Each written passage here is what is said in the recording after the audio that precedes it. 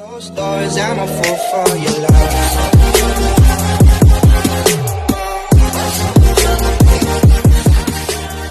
Closed doors, I'm a fool for your love. So this is the summary and some activities of the chapter 4. Network access. Two types of OSI model, data link and the physical layer. The data link is have two process. The sender is need to prepare and control access. The receiver is do the acceptance and the processing. The physical layer is same in the data link but different process. The sender do control the binary data transmitted and the receiver do receive signal across the connecting media. Two types of connection. Physical connection can be wired connection using a cable on a wireless connection. For example is the computer. Wireless connection. Data is transmitted using a radio wave must be connection to be wireless access. Example is the cell phone and the Wi-Fi. Physical layer media. Copper cable.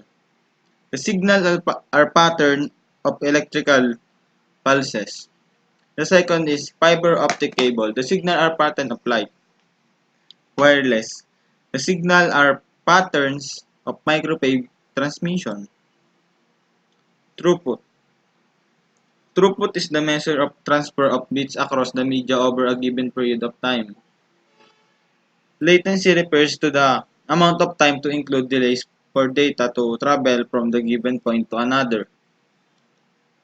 There is a third measurement to access the transfer of usable data that is known as goodput.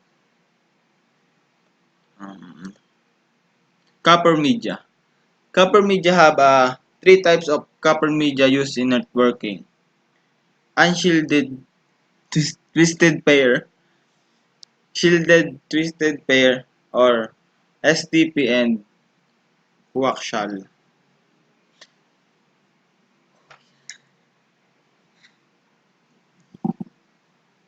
These cables are used to interconnect nodes on a LAN and infrastructure devices such as switches, routers, and wireless access point. Um, this is the definition of the unshielded twisted pair cable. This is the definition of the shielded twisted pair cable. The third is the coaxial cable. This is the meaning of the coaxial cable, and the coaxial cable have two cable in modern Ethernet installation. These are the wireless installation and the cable internet installation.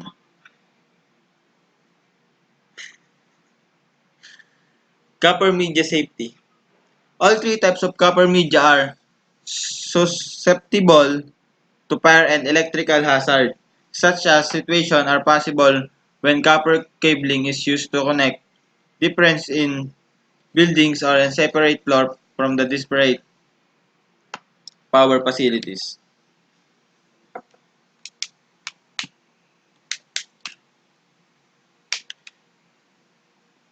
UTP connectors or RJ45 UTP plugs. This is the RJ45 UTP sockets. Types of UTP cable. Ethernet straight through the most common type of networking cable. Ethernet crossover, a cable used to internet connect similar devices. Rollover, a Cisco proprietary cable used to connect a workstation to a router or switch console port. This is the UTP cable tester. This is the example. Following are parameters for testing. Wire map, cable length, signal loss due to attenuation, crosswalk. Fiber optic cable. Fiber optic cable can transmit signals with less attenuation and is completely immune to EMI and RFI. Optical fiber is commonly used to interconnect network device. Two types of optic cable. Signal mode fiber or SNF and multi-mode fiber or MMF. So this is the example of fiber optic connector, and this is the fiber versus copper cable. So we're done to discussing the summary of the chapter 4, and we're gonna go to the activities of the chapter 4. So we're gonna answer the activity. So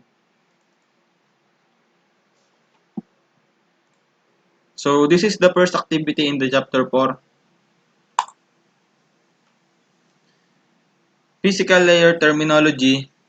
The first is the instruction is description of the physical layer are provided in the table. Drag each the physical layer term on its description. So you're gonna drag it. The first is the media that uses pattern or Microsoft to represent byte. So I think that is wireless.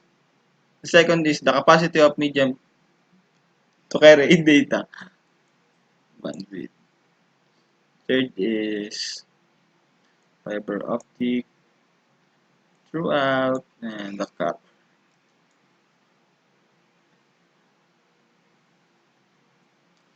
So we gonna check it.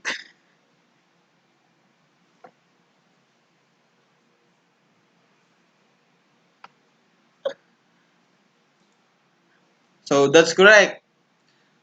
So we gonna do the some activities again. This is the answer of the first activity.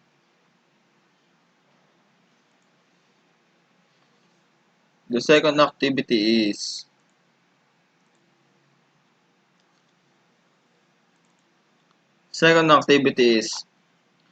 activity copper media characteristic.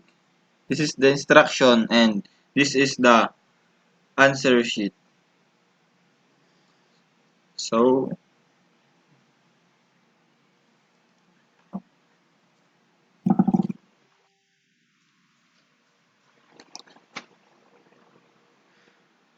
let me think the answer of this number one.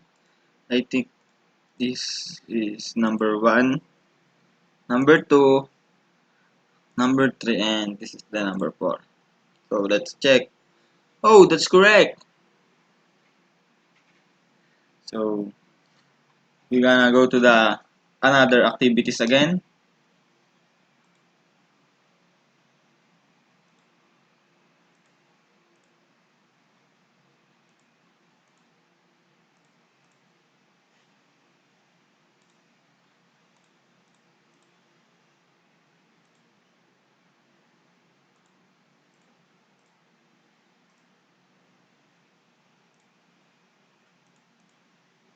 First activity. This is the last activity.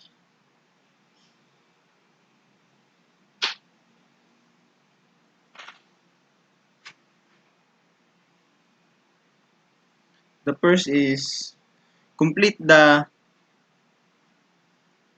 frame location of the diagram. Um, in the top is the header, packet data, trailer, and frame start. Frame start is the first.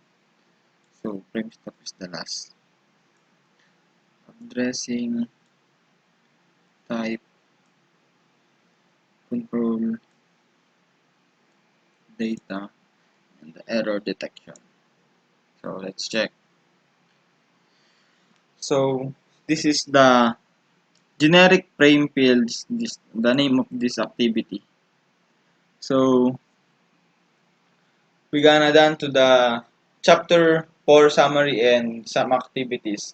I hope you learned something from my vlog, and don't forget to subscribe and click the notification bell, and thank you.